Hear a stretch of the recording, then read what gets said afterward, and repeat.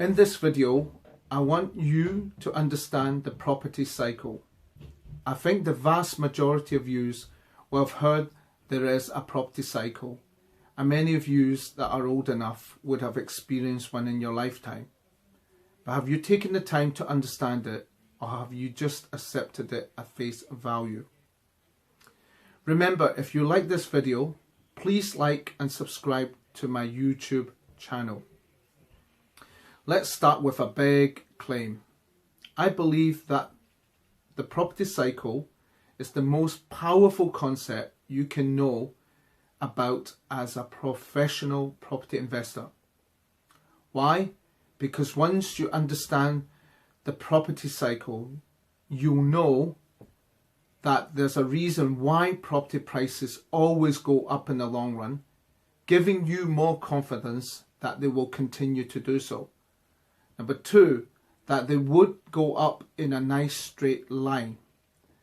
Number three, that you can ignore what the newspapers say about property prices and have a far better understanding of what's likely to happen next by looking for certain signals in the world around you. Why is there a property cycle?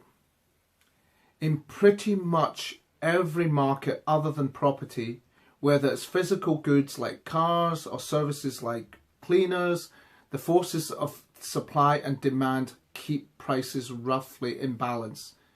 Say a company produces a certain item, it hits the market and it becomes a big seller, making the company lots of money. Competitors see this and quickly release similar products or better value products. This drives down the price companies can charge for the item. This is just simple economics. Demand and supply work in tandem to keep prices stable over time.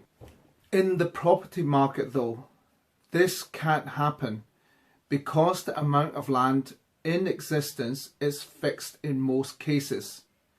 In the case of Hong Kong, the government does create more land to build on, but it is a monumental effort and cannot be done in a reasonably short space of time. You can relax planning restrictions, but this is so politically fraught, it doesn't usually happen.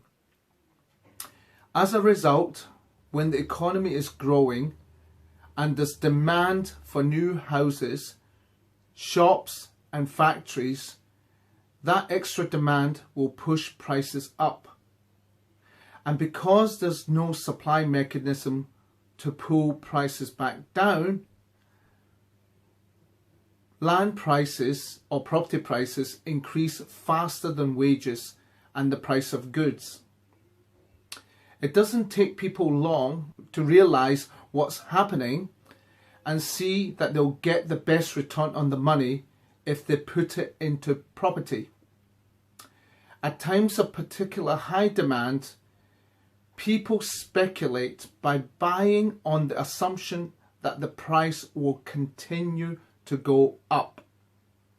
Because property prices increase faster than wages do, property eventually becomes unaffordable for the majority of people.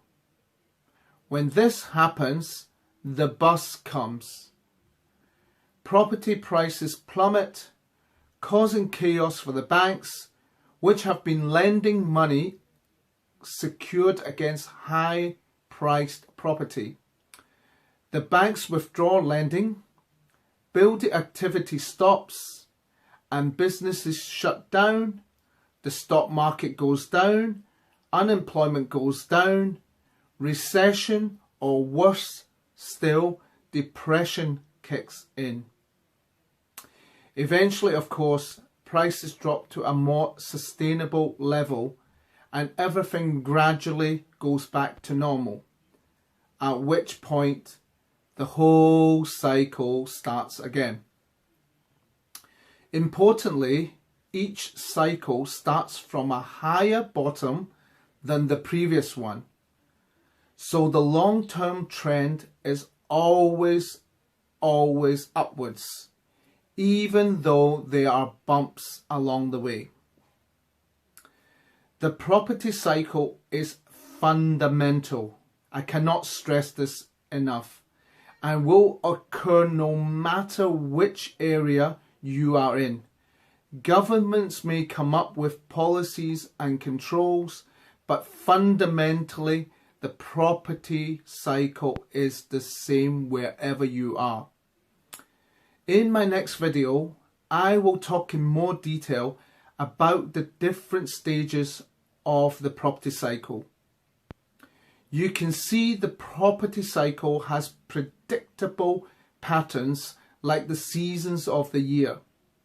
Summer will always follow spring. With this knowledge, you will understand which stage of the cycle you are in right now for your particular market. I hope you've enjoyed this video. You have been great. I have been John. Please like and subscribe to my YouTube channel.